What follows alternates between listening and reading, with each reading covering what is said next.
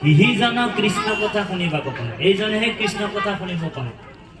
পাপীৰ কাণত পাপে খুচি হেন তাৰে, বোলে পাপীয়ে কৃষ্ণ কথা শুনিবও নোৱাৰে। এইটো বৰ ডাঙৰ কথা।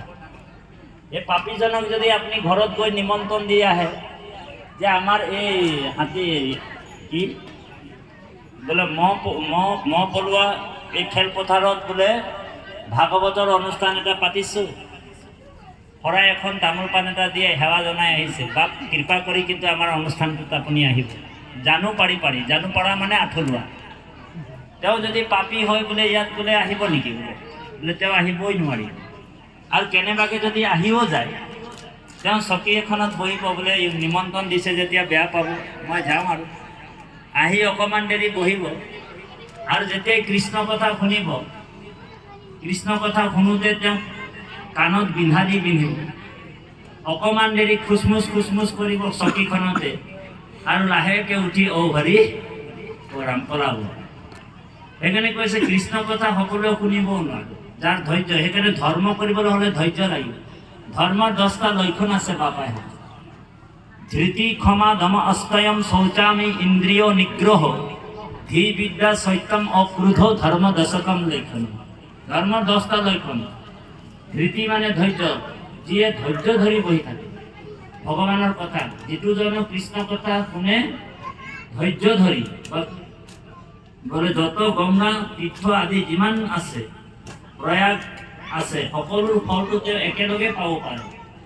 সেইকাৰণে আপোনালোক আমি সমস্ত যজ্ঞৰ ফলটো, সমস্ত তীৰ্থস্থানৰ ফলটো আমি পাইছোঁ। সেইকাৰণে ইয়াত কৈছে শতকোটি জনমৰ মহাপাপ ছয়, যিটো মনুষ্যৰ নিৰন্তৰে ভৈলাক্ষয়, সিজনে কৃষ্ণ কথা শুনিবাক পাৰে, পাপীৰ কাণত পাপে খুচি হেন তাৰে।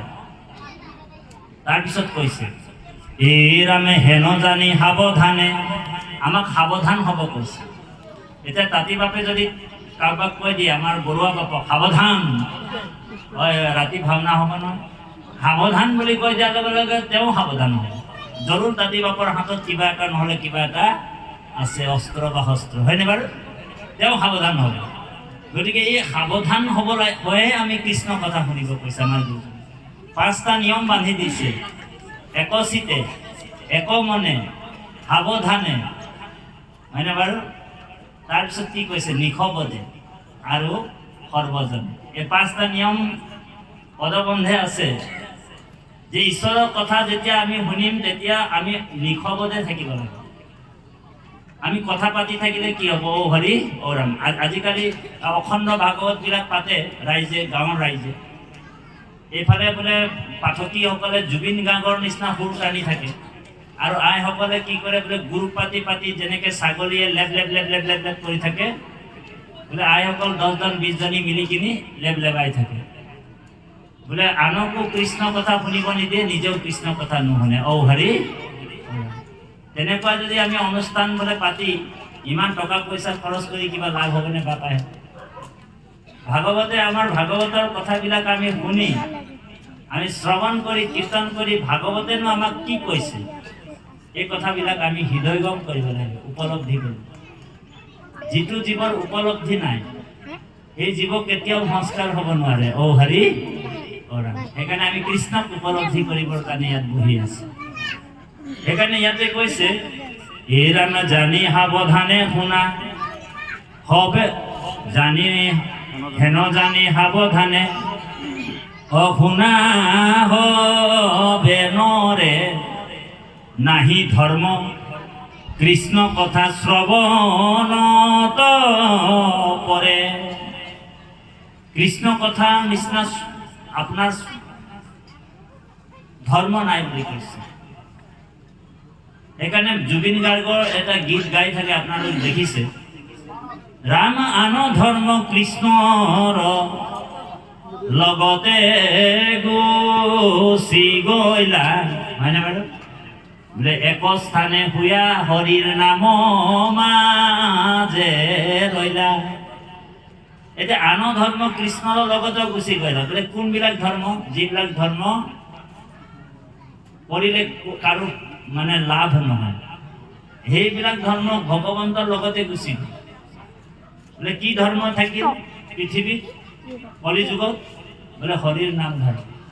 এই হৰিৰ নাম ধৰ্মটোৱে শ্ৰেষ্ঠ ধৰ্ম, ইয়াতকৈ ওপৰত ধৰ্ম আৰু নাই। এতিয়া বহুত ধৰ্ম ওলাইছে, এতিয়া ভাবিছে আপোনালোক আমি হিন্দু ধৰ্ম, কোনোবাই কৈছে খ্ৰীষ্টান ধৰ্ম, কোনোবাই কৈছে বুদ্ধ ধৰ্ম, কিছুমান কৈছে বোলে আমুক ধৰ্ম তামুক ধৰ্ম।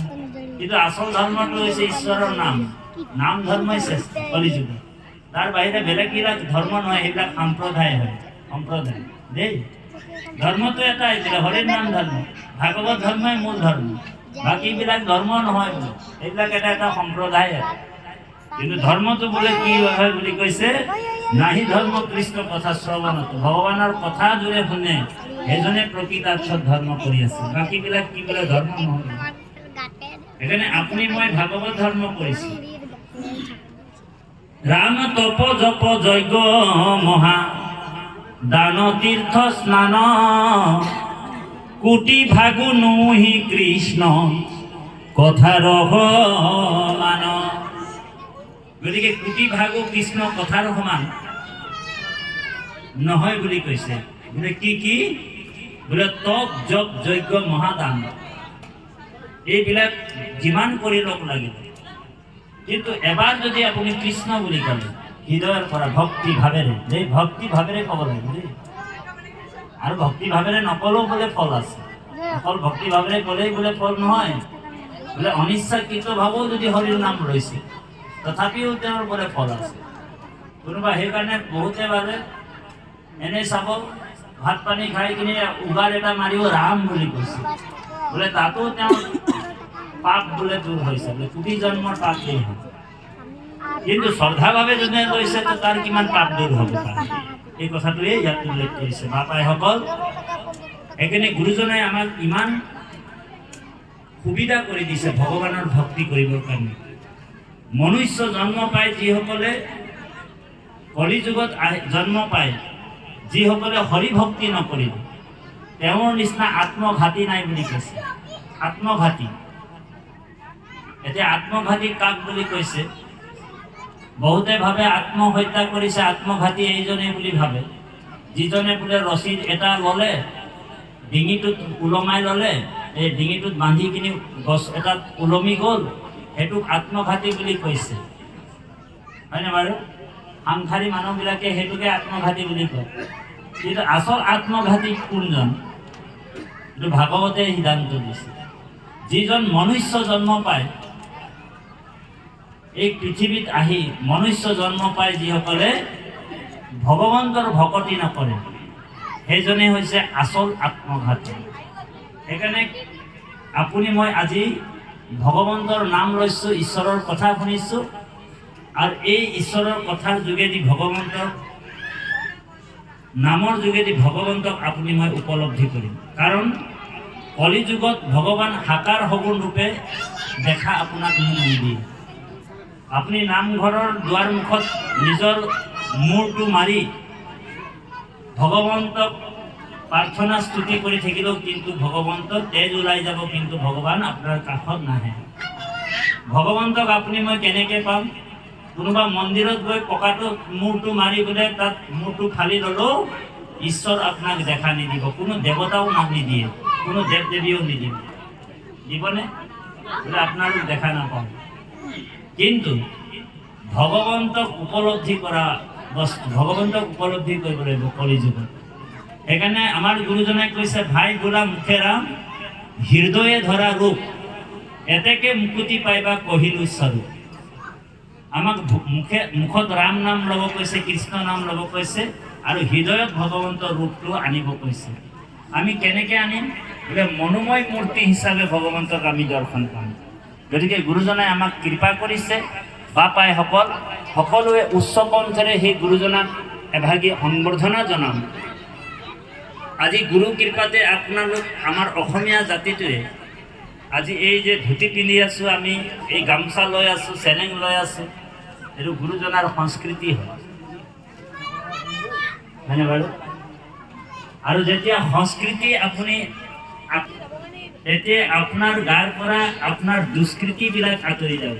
তাৰমানে সংস্কৃতিক আঁকোৱালি ল'লেহে দুষ্কৃতি আপোনাৰ পৰা আঁতৰি যাব। সেইকাৰণে বাহিৰে ভিতৰে উচ্চ কণ্ঠেৰে বাহিৰে ভিতৰে উচ্চ কণ্ঠেৰে সেই গুৰুজনাক এভাগীয়ে সম্বৰ্ধনা জনাম। সকলোৱে উচ্চ কণ্ঠেৰে ক'ব গুৰুজনাৰ নাম দেই।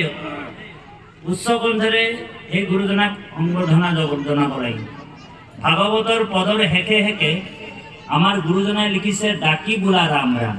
লিখিছেনে বাপাই? গুৰুজনাই লিখিব পাৰিলেহেঁতেন বোলে মনে মনে বোলা ৰাম ৰাম। কিয় লিখা নাই? ইয়াৰ ৰহস্য আছে।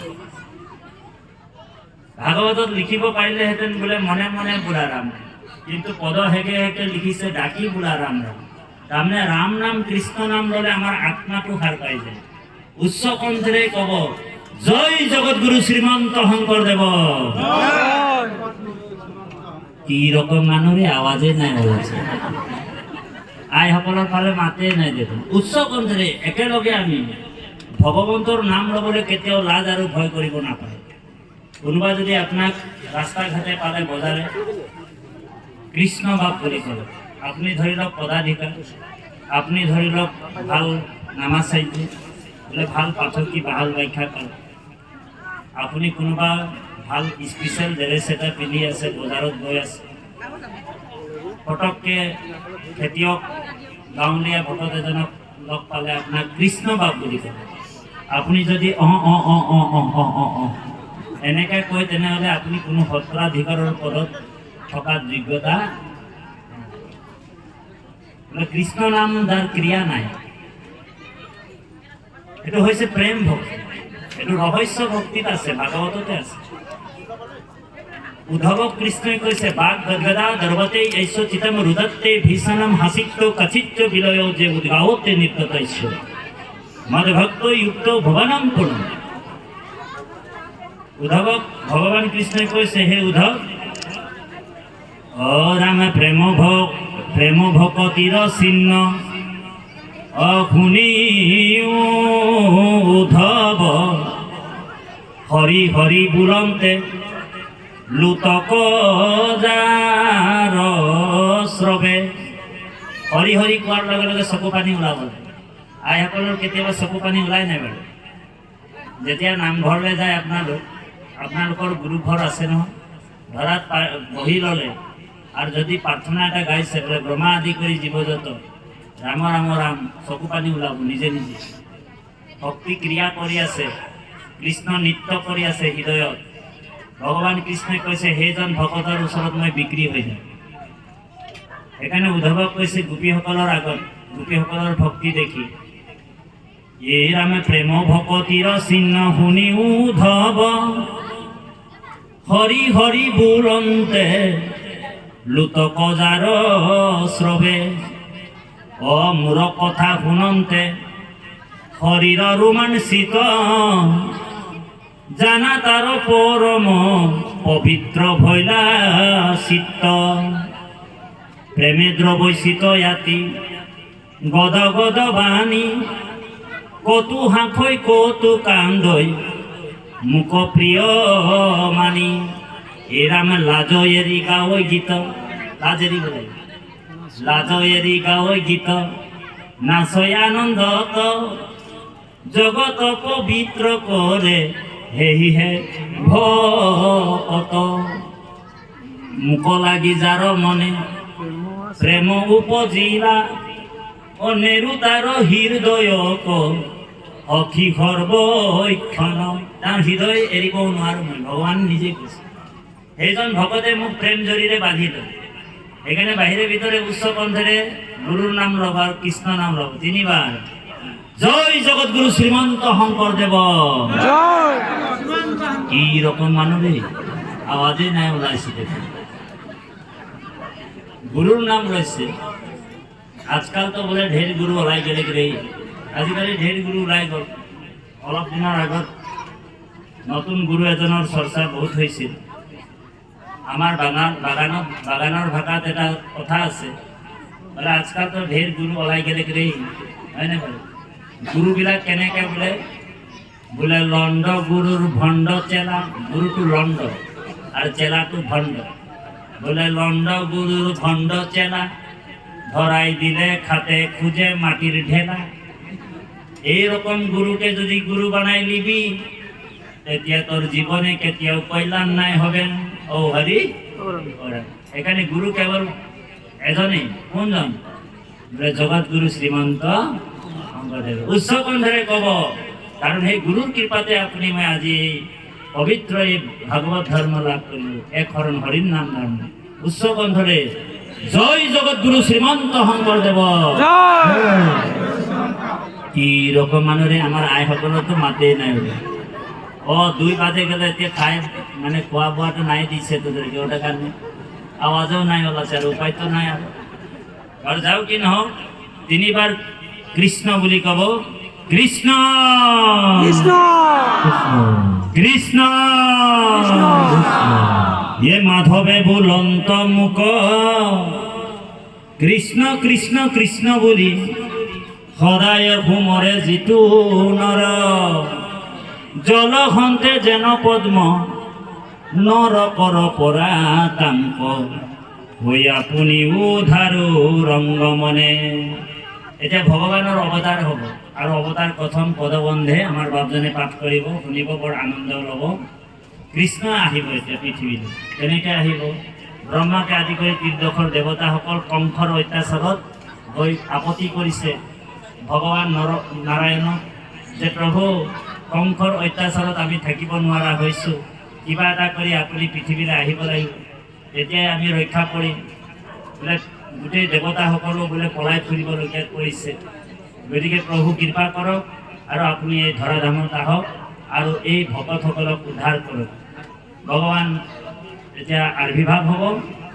এতিয়া অৱতাৰণাৰ কথাটো ৰজা পৰীক্ষিতে প্ৰশ্ন কৰিছে উপগুৰুক, যে প্ৰভুনো কেনেকৈ এই পৃথিৱীত আহিছিল, জন্ম লৈছিল, যাৰ জন্ম আৰু মৃত্যু নাই, যাক অজ বুলি কৈছে, তেওঁনো পৃথিৱীত কেনেকৈ অৱতাৰ হয়, জন্ম হয়, বিভিন্ন দুষ্টক দমন, শান্তক পালন আৰু ধৰ্ম ৰক্ষা কৰে, কথাবিলাক কওক বুলি প্ৰশ্ন কৰিব ৰজা পৰীক্ষিতে।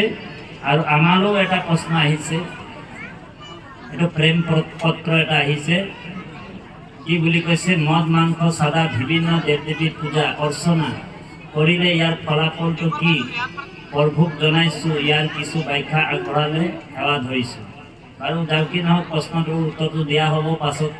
প্ৰথমে আমি ভাগৱতৰ কিছু কথা আপোনালোকৰ মাজত প্ৰকাশ কৰিম, তাৰপিছতে এইখিনি কথা আমি প্ৰশ্ন উত্তৰটো দিয়া হ'ব। কৃষ্ণ মাধৱ। কৃষ্ণ অৱতাৰণা পৰীক্ষিতৰ প্ৰশ্ন।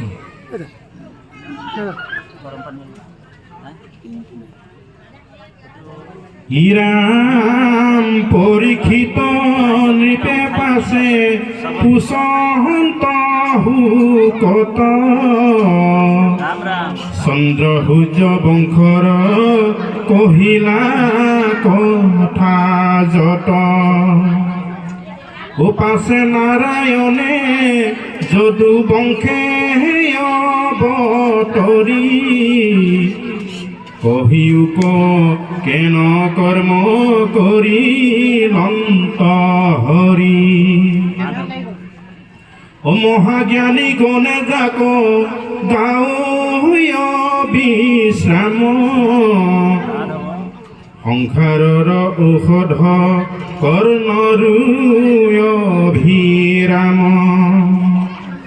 ওহেন কৃষ্ণ কথা নুশু নিব কোন নৰে, একে মহাপাপী আত্মঘাতী পৰে, ঘাতকীত পৰে। ইৰাম দুৰ্ঘুৰ সাগৰ হেলা হেলা বল কৌৰৱৰ, দ্ৰোণ ভীষ্ম কৰ্ণ তাত কুন্তি কুম্ভীৰ মগৰ। মোৰ পিতামহবৰ্গে কৃষ্ণ নৌকা পাই, লীলায়ে তৰিলা তাক বুভুজ পৰাই। মোৰ দেহা দহিলে দ্ৰোণীৰ ব্ৰহ্ম হৰে, ৰাখিলা মাধবে পখি গৰ্ভৰ ভিতৰে হেন ইষ্ট দেব মূৰ প্ৰভু দামোদৰ কহিও শুনিবু টান চৰিত্ৰ বিস্তৰ কিহেতু বধিলা কৃষ্ণে কংস মাতুলক পিতৃগৃহ এৰি কেনে গৈলা গুকুলক মনুষ্য শৰীৰে আছিল অন্তৰ্গত মানে বৃষ্ণি বংশ সহিতে বঞ্চিলা কোন থানে কতেক ভাৰ্যাক বিহাইল যদুৰায় কহিও কমুনি শুনি বাক শ্ৰদ্ধা যায় হৰি কথা অমৃত পিয়ন্তে তজু মুখে নাই ক্ষুধা তৃষ্ণা নবাধয় একো দুখে কৃষ্ণ কৃপালু বাপা হিমস্ত এতিয়া যে আমি আজি আহি ইয়াতে ভগৱন্তৰ কথা অমৃত পান কৰিছোঁ ইয়াৰ লক্ষ্য আৰু উদ্দেশ্যটোনো কি মানৱীয় জীৱনটো আমি সাৰ্থক কৰিবৰ কাৰণে ইয়াত বহি আছোঁ ৰজা পৰীক্ষিত 7 দিন ভাগৱতৰ কথা শুনিছিল শুকগুৰুৱে শুনাইছিল গংগা নদীৰ পাৰত আৰু 7 দিন ভাগৱত কথা শুনাৰ পিছত ৰজা পৰীক্ষিত মৃত্যুৰ ভয়ত যিটো মৃত্যুৰ ভয় আছিল এই মৃত্যুৰ ভয়ৰ পৰা পৰিত্ৰাণ পাইছিল বাপাইসকল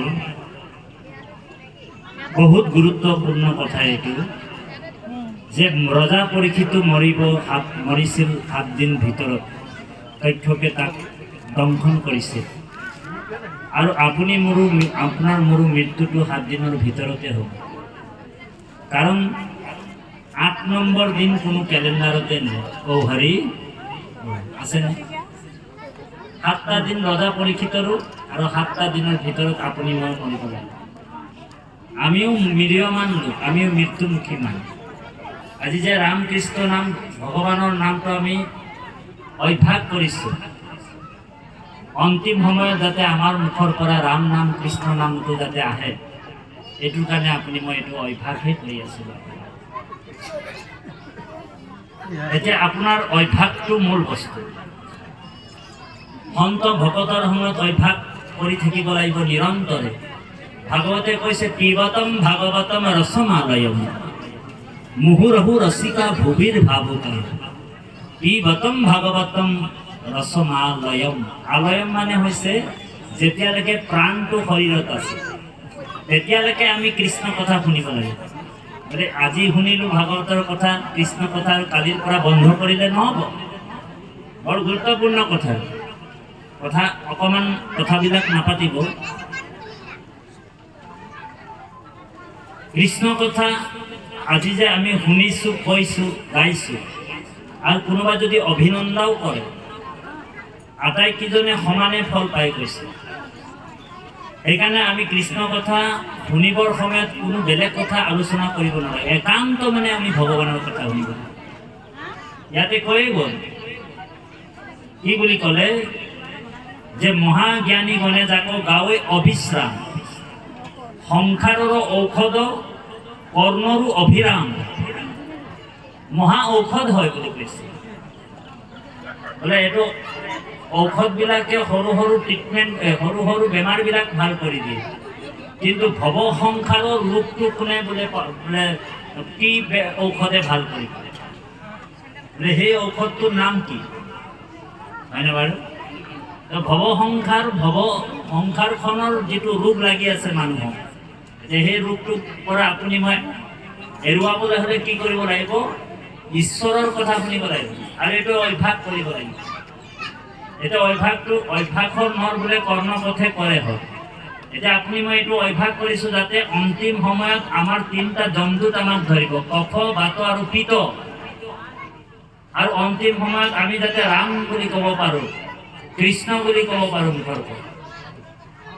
এইটো এটা অভ্যাস চলি আছে। যেনেকৈ ভাওনা, আজি ভাওনা আছে ন, ৰাতি আছেনে?